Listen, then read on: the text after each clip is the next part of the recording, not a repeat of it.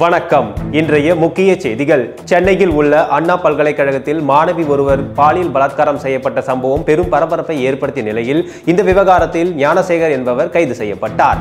ஆனால் மாணவி சார் என்று ஒருவருடன் இருக்கும் வேண்டும் என்று ஞானசேகரன் கூறியதாக கூறிய நிலையில் குற்றவாளி ஞானசேகர் மட்டும்தான் என்று அரசும் காவல்துறையும் கூறியது.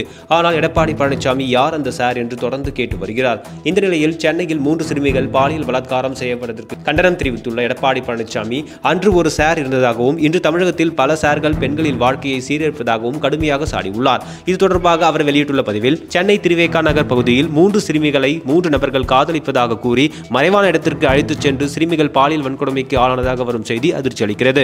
இவ்வழக்கில் குற்றம் செய்ததாக மூவரும் உடந்தையாக இருந்ததாக மூவரும் கைதாகியுள்ள நிலையில் கைதானோரின் சிலர் மீது ஏற்கனவே வழக்குகள் உள்ளதாக செய்திகள் வருகின்றன. சட்டங்களை கடுமையாக்குவதாக சொன்னால் மட்டும் போதாது, அவற்றை செயல்பாட்டில் கொண்டு வந்தால்தான் குற்றவாளிகளுக்கு குற்றம் செய்வதற்கு அச்சம் ஏற்படும் என்பது ஸ்டாலின் மாடல் திமுக அரசு உணர வேண்டும். சார் போன்றவர்களை ஆட்சியாளர்கள் காப்பாற்ற முனைவதால் தான் தமிழ்நாட்டில் பல சார்கள் பல ரூம்களில் பெண்களுக்கு எதிரான குற்றங்களை நிகழ்த்தி வருகின்றனர். இது கண்டனத்துக்குரியது. இவ்வழக்கை தீவிர விசாரித்து குற்றவாளிகள் மீது உரிய சட்ட நடவடிக்கை எடுப்பதை உறுதி செய்யுமாறு ஸ்டாலின் மாடல் திமுக அரசை வலியுறுத்துகிறேன் என்று பதிவிட்டுள்ளார். என்றும் உங்களுடன் மை இந்தியா. முக்கிய செய்திகளை உடனுக்குடன் தெரிந்து கொள்ள சப்ஸ்கிரைப் பண்ணுங்க, பெல் பட்டனை பிரஸ் பண்ணுங்க. என்றும் உங்களுடன் மை இந்தியா.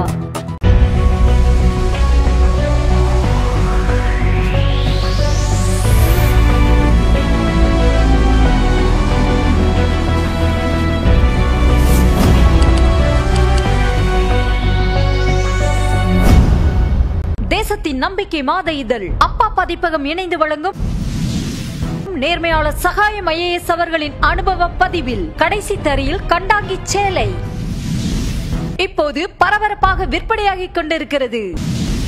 புத்தகத்திற்கு உடனே அழையுங்கள் 701002 9823 9315077173 மற்றும் 8925917667. கடைசி தரியில் கண்டாங்கி சேலை.